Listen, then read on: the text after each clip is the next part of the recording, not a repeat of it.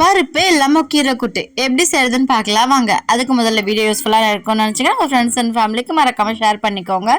1 spoon அளவுக்கு தேங்காய் எண்ணெய் சேர்த்துக்கலாம். இதுக்குள்ளே கருவேப்பிலை பொரிஞ்சதுக்கு அப்புறமா காரத்துக்கு அளவுக்கு காஞ்ச மிளகாய் சேர்த்துக்கலாம். இது கூட 4 பல் பூண்டை நீளவாக்கில் வெட்டி வச்சுருக்கேன். அதையும் சேர்த்து லைட்டாக கலர் சேஞ்ச் ஆனதுக்கப்புறம் வெங்காயத்தை சேர்த்துக்கலாம். வெங்காயம் ரொம்ப வதங்கணும்லாம் அவசியம் கிடையாதுங்க. இது கூட கொஞ்சம் போல் பெருங்காயம், அப்புறமா கள்ளி வச்சுக்கிற கீரை சேர்த்துக்கலாம். அரைக்கீரை ரெகுலராக எடுத்துக்கிறதுனால மோஷன் ப்ராப்ளம் இருக்கிறவங்களுக்கு ரொம்பவே யூஸ்ஃபுல்லாக இருக்கும். அதுவும் இல்லாத வெயிட் லாஸுக்கு ஒரு சூப்பரான ரெசிபி இந்த கீரை கூட்டு. வாரத்துக்கு ஒரு தடவை கீரை கண்டிப்பாக எடுத்துக்கோங்க. இப்போ கீரை நல்லா வதங்கினதுக்கு அப்புறமா பொட்டுக்கடலை பொடி சேர்த்துக்கலாம். பருப்பு சேர்த்தா எந்த அளவுக்கு கெட்டித்தன்மை வருமோ அதே அளவுக்கு இதுவும் வரும்.